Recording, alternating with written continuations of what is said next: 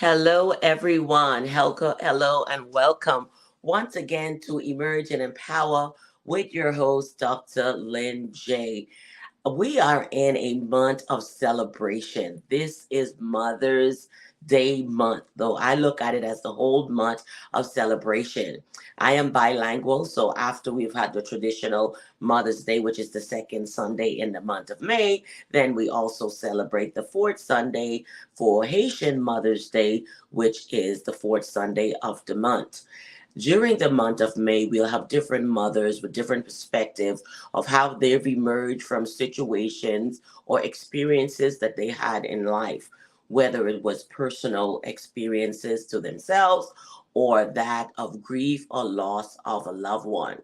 So, on today, we have a special guest that would like to share her story of emergence through the loss of grief for her daughter. Tune in. Get ready as our guest will come into the studio. At this time, I'm asking you to go ahead and share, subscribe, and like. Get your girlfriends, your friends, your mother, your family, have everyone come on and let them know that Dr. Lindsay is on Emerge and Empower. It's a beautiful month, and I love the month of May for many reasons. When you think of May, you think of joy and happiness, laughter, merriment, the flowers are blooming, everything's in blaze. It's just a beautiful time of year. So stay tuned as we will be bringing our guests back after this short recording.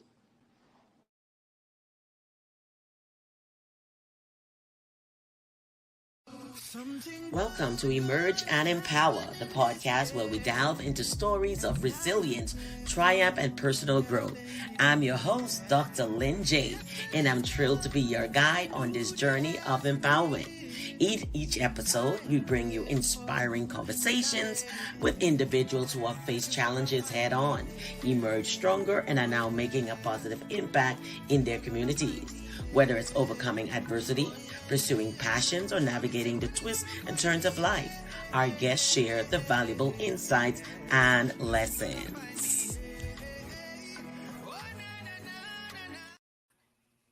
Hello, everyone, and once again, we're back, and I do have our special guest on today. Her name is Linda. Meet Linda, everyone. Linda, meet Linda. Everyone here in the studio. Hello, everyone. We have another Linda. I'm so thrilled. I'm always happy to meet a Linda. And now I would like to just share a little bit about Linda. She's a retired nurse who has spent 37 years caring for others, experiencing a tragic loss of her daughter that resulted in a profound grief and PTSD, depression, anxiety, and other mental health issues. Together with her career, she was determined to increase her knowledge and obtain certificates in professional grief and development, coping with child loss and bereavement counseling. After 12 years of pain, she wrote and published a book called The Road of Love and Hope. It's a memoir of the journey of her childhood loss and grief. Since then, she has been on a journey to self-discovery. She has become passionate about teaching other people who are struggling with grief and inspire and give hope. Her journey has shaped her and given her a sense of determination to embrace every movement of life. Now, this is a mother's story. Linda, go ahead and introduce yourself to our studio audience. Thank you so much for having me, Linda. It's nice to meet you, Linda. It's a pleasure to be here, and I appreciate you taking your time and having me on your podcast. Mhm. My story starts with me. I was happily living my life, my best life. It was perfect in my world. I was nursing and enjoying my family of my grown adult children and my grandchildren and friends, and not ever expecting, that grief was going to knock on my door. I had experienced the loss of my, up until Andrea, I had experienced the loss of my mother, and she was my best friend, and I loved her dearly. And it was a very difficult thing to get through that. But on December 20th, 2011, my daughter was killed in a car accident. My 27-year-old daughter, who was pregnant with her second child, she left behind a little 2-year-old boy at home. And the accident, she was sitting in a vehicle, stopped, a passenger in the front seat, and they were waiting to turn. And they were hit by a transport truck driver going his full speed, whatever it was, down that road. And he was distracted with texting and driving. Wow. So, um, all morning, the accident happened around lunchtime. I was at the shopping mall 10 minutes from where she was, not knowing what was happening, just doing my Wow. bit of shopping, and we were texting back and forth. We had a very close relationship, and Mm-hmm. Mm-hmm. she was a social worker, and she was working with the youth of the community. These girls were anywhere from the ages of 13 to 17, and they had just been through foster care, and this was kind of the end of the road for them. And so her and her co-worker had them in the community, and they had created a fundraiser, and they picked up money, and they were all excited. They were going back to the group home, and they were going to continue on with giving to families at Wow. Christmas time. So they were very excited. And I Mm. was saying that we were talking. So she had the ability with her job Right. that, we could text, and you know, it was just back and forth all morning. It was the usual, I don't feel well, I'm pregnant. It'd be nice if I could have been home. Right. And it's like, that's okay. You're strong like mama. You can do this. You'll get through your day. Just wait Yeah. till you see your son. And it was, of course, the text messages were filled with I love yous. And then Yes. they just stopped. And I had no communication. And of course, the anxiety started to build as hours and hours went by. And Mm-hmm. by 6 in the evening, I hadn't heard from her. Her husband hadn't heard from her. And the problem was they had just purchased a new house. Wow. She did not change her address on her ID. So Yes. it took them a while to contact the family members. Wow. And I struggled with 6 hours of silence. Right. And as a mother, right? You just know. Yes, something's wrong. So finally, I said to my husband, that's it. I have to, I'm going to go to her place of employment. Maybe they got delayed, maybe her phone, whatever, right? So I started driving there, and I got a call, pulled over, took the phone call, and my husband said, the police are here. You need to come home. Wow. And I knew then that she was gone. Mm-hmm. Mm-hmm. If she was at the hospital, they would have They just would have said, yeah, exactly. said, go to the hospital. But I had to come home, and how I drove home, it was on the highway. I'm sure I did speeds that would have killed me. I must have had angels, God watching over me, because Yes. I don't even know how I got home. But that's my story. And for 12 years, I suffered with grief and everything that the ugly face of grief can offer. Right. Wow. Now you said she was with child. She was 3 months pregnant. My birthday is December 28th, and we were supposed to go, and I was going to go with her to the ultrasound, and Mm-hmm. all the excitement that goes along Right. with it. Right. Right. And so I lost my daughter and her my unborn Wow. child. Wow. That is indeed a lot. And so, as you are waiting, not knowing, and then only to get this call, because now, as a mother, we're already thinking the worst once you can't communicate with your kids. You're already thinking this could happen, this could happen.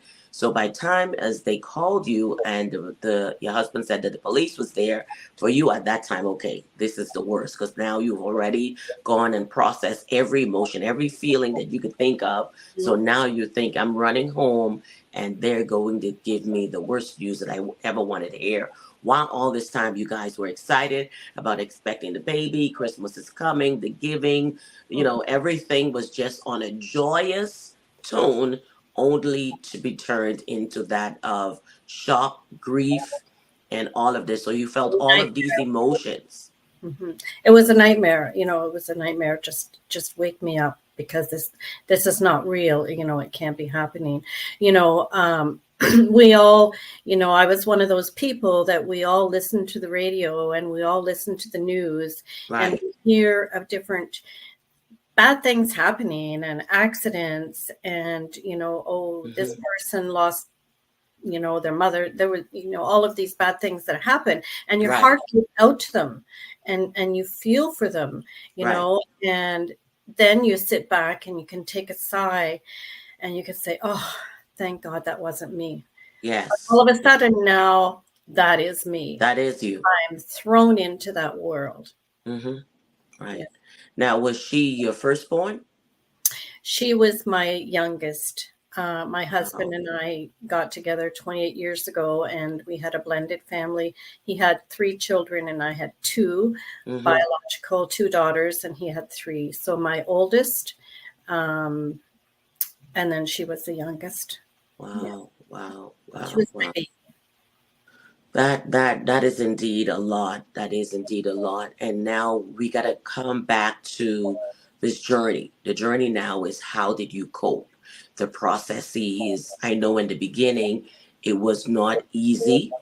Hmm. So you had to build up. So let's take us through this coping mechanism.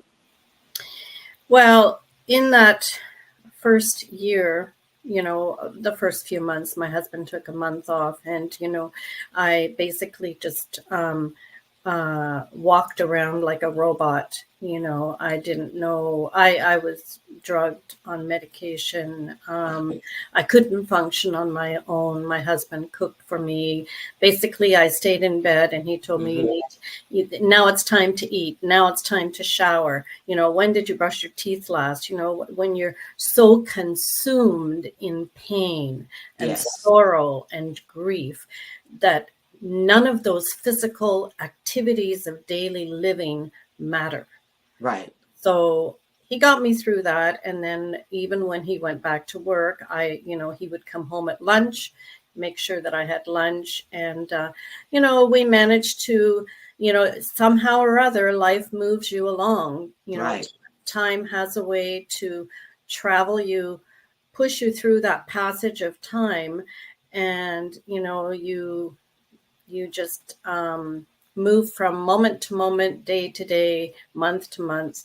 And, with that, I had connected myself in the first 6 months to a support group that we had locally here. And eventually, with time, that support group became my lifeline, to be Yes. able to sit around and talk about my loss, my daughter, my Andrea, with other mothers who had experienced Yes. the very same thing, that connection, you are instantly connected, Yes. because you have a bond. You know what the pain is. It doesn't matter what the circumstances are, but everybody has a different story. Bottom line is you are a mother and you have the same pain. And it doesn't Right. matter the age of your child. No. Pain is the pain. So I Pain. did support groups. My doctor followed me along.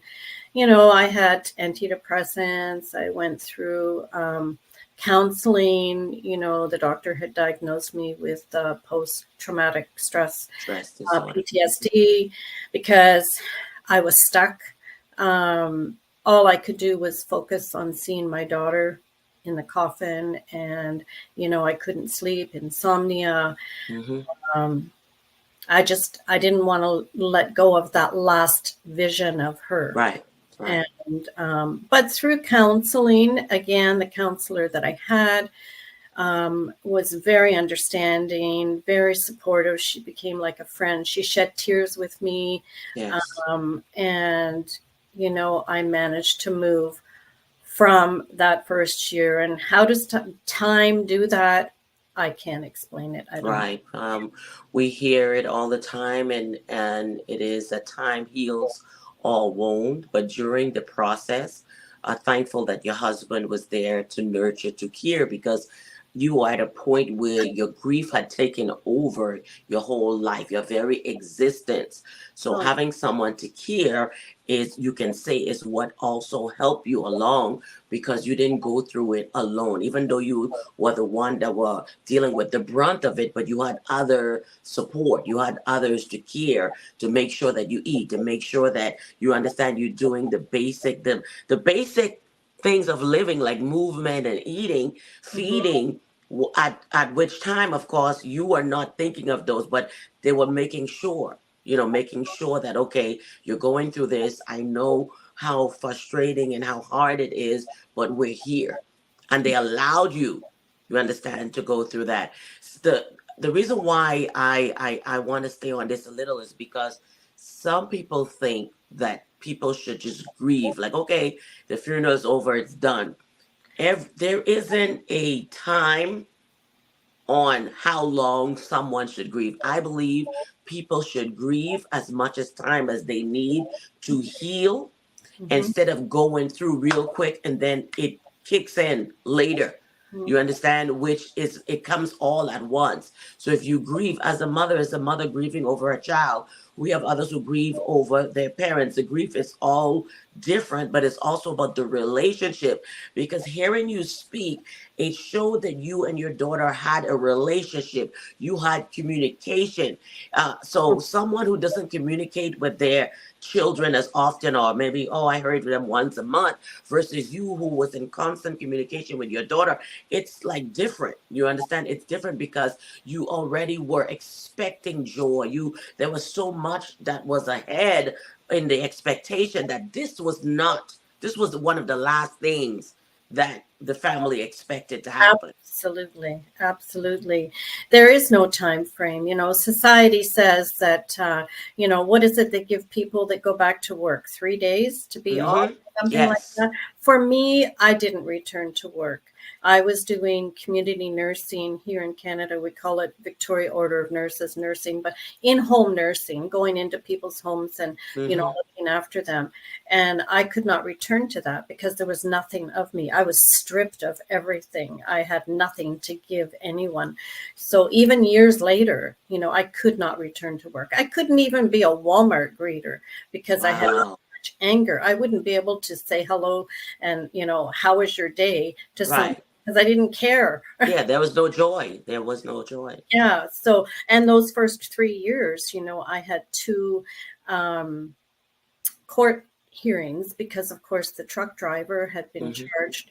And, we live in a smaller town, so it was always on the radio and, the next court hearing and this, always being on the radio, the local Right. news. And so constantly triggering me, constantly Yes. thinking about it. And it took 3 years before it was sorted out. And he walked away a free man. Wow. He was charged with dangerous driving and killing two people, and our legal system failed.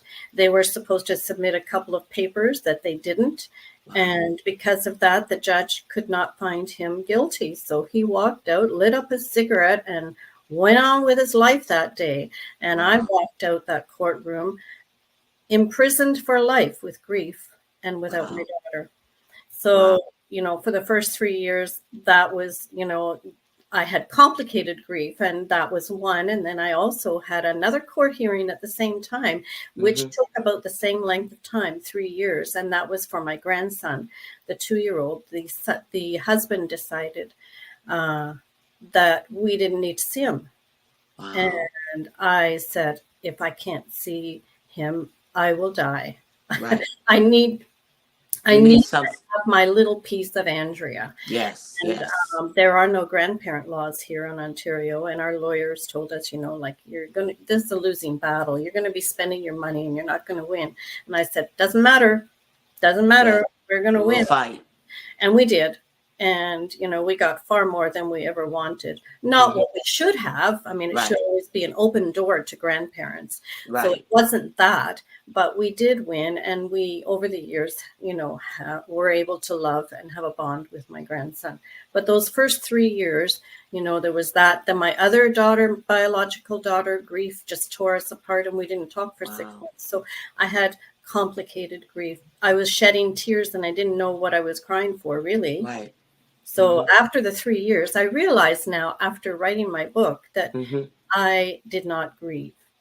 I existed with Right, trauma and tears, but I did not specifically grieve my daughter. right. But here it is. The trauma has happened. You're dealing with the court case. You're dealing with the husband wanting to remove the child. So it's like you're saying, like, wait a minute, do I get any breaks here? Like nothing's in your favor.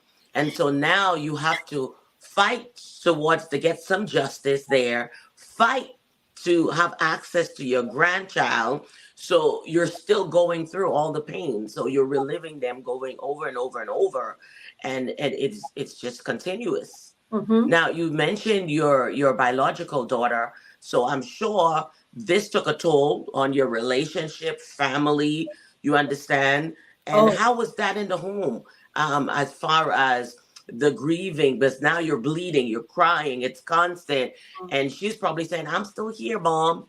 You know. well, she wasn't living with us at the time. She was Mm-hmm. with her. She was. Uh, oh, how old was she? I mean, it was 12 years ago, and she's 45 now. So Right. Okay. we had her Mm-hmm. three children, right? But what also complicated things was she had three children, and her oldest, my firstborn granddaughter, was Mm-hmm. just turning 13 at the time. So she had Mm-hmm. lost her aunt, and there was some things going on between her and her mother, my daughter, Mm-hmm. and she decided she wanted to move in with me. So Wow. 6 months Okay. after losing Andrea, my granddaughter moved in with me, and then we had her to raise. So here's Right. the grieving child for her aunt, Right. watching her grandmother, who is Grief. an absolute mess. Her Wow. mother is a mess out there somewhere, and they're having their saying where they're. Right. So there's So just a lot going on all at the same time. So I'm now, responsible for the happiness of this 13-year-old. And Hmm. looking back in retrospect now, it was probably a distraction for me, Yes. probably a A distraction necessary one. that I needed for sure, because, as a mother, a grandmother, um, it kind of shifted my grief, and I had to Yes. focus on her. So but at the time it was definitely another complication. Right. Right. Yeah. Right. Another complication, but I'd also, it was like a wake up for you. Like, okay, I understand you're grieving, but you have a young teenager that's grieving and Yeah. you need to be strong for her. So I You need, understand, mothers that lose children that still have other young ones to look yes. after. I can relate to them. And I, know even though I was at a different stage in my life and it was my grandchild, it was still a child that I was responsible for. So, my heart understands parents that have lost a child that still have to wake up every morning, Yes. tend to these children that have lost their siblings. I can totally relate with that. So it was just grief upon grief. Yes. And you guys had to navigate your way through. Hmm. And so let's talk about some meaningful memories, with your daughter, things that you looked at that brought joy to you, that you said, okay, here, at least I had this time with her. Let's go to some of those memories that draw you back, that you still hold on to today. Andrea loved horseback riding, And, all through her school age years and even into high school, she enjoyed horseback riding. And that's, those memories are special to me. Taking her to her lessons, watching her learn something that she was passionate about. I mean, there Mm-hmm. wasn't anything about horses that she didn't know. She read, she was a very studious child in school, and she was a reader. And I mean, she even made herself knowledgeable about horse racing, and I didn't know anything about horse racing. And I went one time in Toronto here to the Woodbine racetracks with her, and she's got it all figured out, and I'm like, all I see is a bunch of horses racing. Right. She knew all the details, all the numbers, who could win what. So those are warm memories for me. Of course, when she got pregnant with Tristan, fast forward some years later, we developed our adult relationship. And when she was Yes. pregnant, kissing her belly and, being there when the baby was born. And, Yes. you know, um, those are all special memories too. I have lots of special memories about her because she was, all of our children are different, and she was an Right. easy child to raise. And I didn't have to have too many nights of worry with her, even, Right. Right. at school and whatnot. But yeah, Yeah. She sounded like she was very loving. very kind, very, I mean, she worked with these troubled youth, and some of the stories she would tell me, I mean, she, of Wow. course, wouldn't say names or anything, but she'd talk about a situation where, Right. a girl locked herself in the room and she was a cutter, and she, and like, some people would be totally stressed with that. She'd come home and she'd be just quietly telling me this, and never Mm-hmm. once complained about her job. She enjoyed it. She was in the She right. loved what she did. Yes, yes. So very proud of her. Yeah. So her life did have meaning and she did have impact Oh, on others. she did. She did. And she wrote for her high school in those days, aging myself, the local the local newspaper, always had an article about what the school was doing. Oh, this last week, our sports team did this, whatever, whatever. Right. And she was the writer for the local newspaper for her school.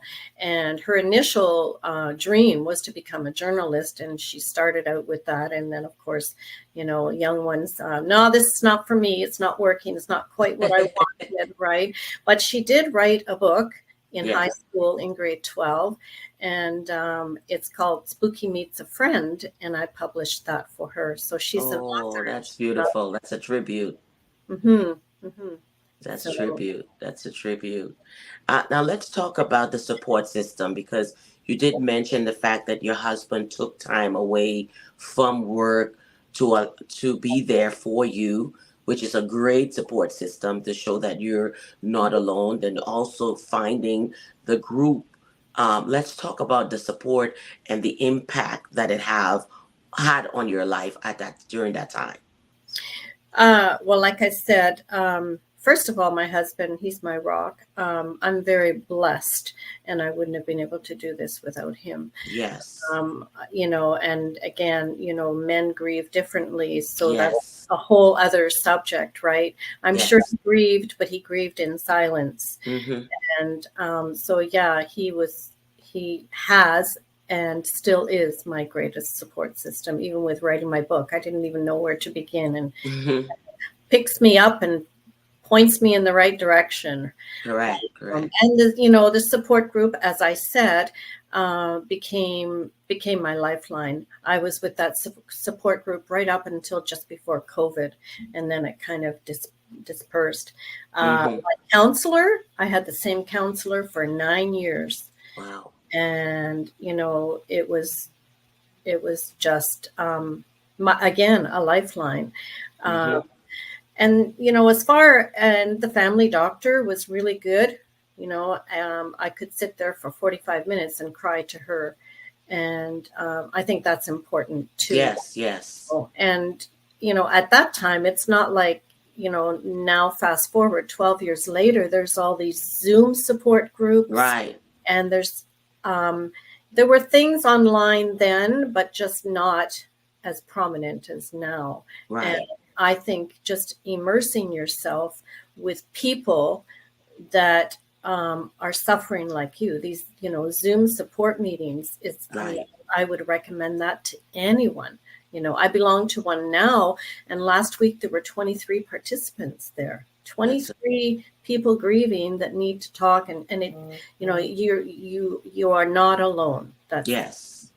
you're left, you're feeling alone, and when you're with people and talking, then you're not alone in this journey, and you realize that you're supported and you have someone to talk to. Yes. And I had a daughter, my stepdaughter, who lived like probably 3,000 miles away. Mm-hmm. um, she was as close to me as my phone, and I did have that connection with her, but Yes. not, not a lot of friends. They're around in those first month, or you know, Right. and then they go back to work, and society says, oh well, deal with it. That's it. That's true. It's true. And you mentioned that because I've seen it a lot where people are going through grief and the jobs give, 3 days, 3 days for bereavement. Not understanding bereavement. We it's I understand when a mother has a child, you have 6 weeks, you can go through 90 days, but they don't put that much emphasis on bereavement. Bereavement is a major, major loss. A And each life individual, Mhm. It's hmm life altering. yes. And how society expects you to just get back out there and go back to what you were doing before, and hmm carry this dark cloud with you. I remember when my mom passed, I took 2 weeks off. I was a single mom at the time, hmm and I had to go back to work. What could I do, right? And right, again, I can understand I was fortunate enough with Andrea that I had my husband, and I had the financial capabilities that I didn't have to go back to work. But in, right. in the case with my mom, I had to go back to work. And hmm I remember, taking time out to go to the bathroom, and people think you're just going in there to, go there to the bathroom. And I would right. You just just need a moment. cry, cry and splash my face with cold water, and then go back at it again. You know, Right. society is I don't understand. Things have to change there. That's just doesn't make any sense whatsoever. Indeed.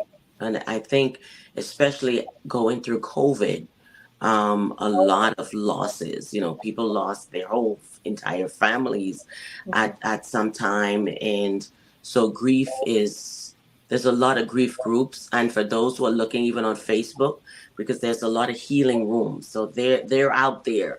So if someone is going through right now, there are resources locally, online. If you don't want to go into a place, like you said, there's Zoom, you can meet people online, and just speak you right in the comfort of your own home, because the whole thing is just to have someone to talk to, some place where you can just put put all this weight down, like to unload, True. to be able to unload it is Absolutely. important. It, Absolutely. Yes. indeed, it's important. So what were some of the activities that you did, as far as I know you went to the grief counseling and you had the support, but what were some of the activities that you did personally? Um, for me, grounding, through the counseling was told that, you need to keep yourself grounded. And Mm-hmm. um, so using your senses, like at first, it'd be like, I'm too depressed. I don't want to go out that door, but just to go and, force yourself to get out that door, even if you Right. walk to a mailbox, or, little increments. And Right. eventually with me, walking became a big thing. Mm-hmm. And, even now, if I can't get my 45-minute walk in, like I feel lost. And, that's a time when I would just go for my walk, and I would cry and scream and talk to Andrea and argue with Mm-hmm. God, and just release all of those emotions. And I didn't care who saw me, and Right. it didn't matter, right? Because it's my Yes. time, my That's it. space. right? And that is very therapeutic, right? Mm-hmm. And then there was an incident, probably the best thing that anybody has ever done for me in my grief is one Mm-hmm. day uh, she passed in December, and I was at her place of rest, and it was in June. And I was on the ground, and I was just deep in my loss, and I just wanted to be 6 feet under with her. Hmm. And this voice spoke, which kind of startled me. And to make a long story short, she sat with me, she talked with me, total stranger, asked me, Mm-hmm. who Andrea was. And she said, you can make a garden for her, like Wow. a flower garden. I said, really? Like, I hadn't even thought of that, right? Mm-hmm. Mm-hmm. And so where she's placed, it's she is the last row, and then there's just a row of trees.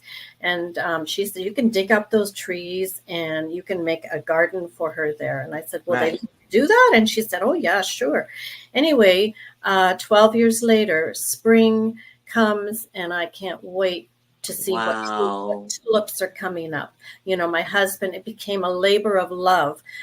He went up there, he dug up all those sumac trees, he took in loads of dirt, he did Mm-hmm. blocking brick, there's a bench there. Wow. And it's therapy for me. Yes. Because when she bought her house, she always loved rocks as a kid growing up. And when she Mm-hmm. Mm-hmm. watched her house being built, and she kept some of the rocks, and she said, it's too late now. They bought the house in August, but she said, next year I'm going to have a nice garden with my rocks in it. Wow. She has a rock garden because we took her rocks and we washed them and polished them up in our driveway. And Mm-hmm. that's, so gardening for me, springtime, fall time, we plant 150 tulips. Springtime comes, and it's just, it gets me through the whole summer right up. Wow. That sounds very beautiful. And Mhm. and for her to come and say this, for even for you to connect to the fact that your daughter had already had a desire, you understand, to create this garden, How did and she now a total know that? stranger. How did Yeah, she even know that? She was an angel. exactly. I always say there are angels among us, Oh and I yes. believe that she was an angel that came to me that day. Mm-hmm. Mm-hmm. And now you just created the garden that she always wanted using the rocks that she kept. And Yeah. now every year, springtime, it's just gorgeous, it's beautiful. And yes, that's definitely very therapeutic. A great activity, great activity. Mm. Some people turn it into their mess into a message by either opening up grieving centers. There's so many different ways of how people coping and Mhm. also carrying on. And give honor So to your child. yes, honoring them, indeed, indeed. So you talk about the unexpected challenges during grieving and the grieving process. All right. So let's talk about the misconceptions of grief. Well, the misconceptions I think we, mentioned there about society, they have the idea that you experience and you can take your short little period of time that they think you should take, and then you just get back to life. And that is so, so wrong, Yes. right? Other things I think is interesting. I guess you'd call them platitudes. People say things to you. They have this idea that, well, she's in a better place. And I'm like, no, the better place for her is to be right here with me, With me, yeah. right? Yes. Or everything happens for a reason. I'm like, why would there be a reason why my 27-year-old daughter just starting her family Yes. and starting Yes. her life would die? That's supposed to, some of, so, people say things, Right. and, I've come to the understanding that they're trying to help, and they're trying Right. to, but they just, it's in that kind of situation, if you really don't know what to say, Don't say anything. keep your mouth shut. That's it. That's Right? it. Just be a good listener. That's it. That's Yeah, it. yeah. Because I'm a pastor chaplain, and when you're dealing with people in grief, you don't say those things. They're in a better place. Something happened for a reason. This is not what the individual needs to hear at this time. No, no. Just be the shoulder. Let them cry. If you have nothing to say, just sit with them. Yeah, Sit with them silently. People think they're helping and saying this thing. No, you've never. If you've gone through grief, you will know not to say that to someone, because exactly. you'll feel like, no, that's not the appropriate thing to No. say. You don't just say that. I So we use a lot of cliches because we've heard other people say things, and we just offer them without yeah. understanding. Wow, thank you so much for that. Now we're going to get into the book here that you have, and we're going to talk a little bit about the book. So just give me one moment here. All right. And let's talk about the book, which is The Road of Love and Hope. Yes, it is. That's what it's about. An unwanted, untraveled road with no definition. You don't know where you're going. You're climbing over all these rocks, these triggers, these things that happen that trip you up, that when you think you're doing okay, you're not. But in the midst of it all, there are clouds, rain, but the sun is always there. Yes. The Yes. sun seems to be the most constant thing. Yeah. Yeah. So Yes. uh, that's it's my journey of my child loss, a memoir, and I was out walking actually one day, and came home, and I said to my husband, "That's it. I'm going to write a book." He said, "Okay, that's a great idea." I said, "But how do I do it? Because I don't know anything about electronics, right?" So he says, "Well, you sit down at the computer and you just start writing." So I did. That's good. So you went through the journey, the process, what you felt, and I would suggest this book to everyone who have lost a loved one. All right, The Road of Love and Hope. So you can find it on Amazon. We will have all the links in the bio, so you'll be able to purchase the book and continue this memoir, and also write a tribute also for you or your loved ones. There are things today that was said that you probably never thought about, like doing, putting a garden together, doing something that the loved one had shown desire in or interest in, or continuing something that they were passionate about. So there are different ways that you can still continue the legacy of your loved one. All right. So Linda, before we end here today, can you please speak to a mom or any individual who has lost a loved one, and just give them some word of encouragement? Well, for someone who has just, is fresh and raw in this new experience, I would say you need to let those tears flow. And if it means you're crying all day, then so be it.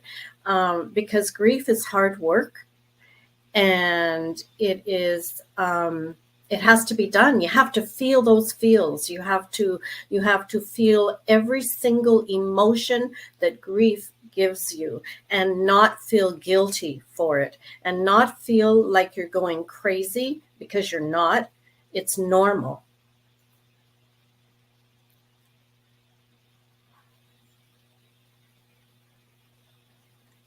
Yes, go ahead. You can continue. Sorry about that. Yes. So just to know that your feelings are normal and validated, you know, um, and that you can get through this. Um, and my inspiration, would be to tell you, you need to embrace those moments. Embrace those moments where, if you smile, don't feel guilty because you smile. Embrace those moments where life creeps in, because that's you learning how to relive your life again. Embrace the moments, cherish the memories, and hope for a better tomorrow.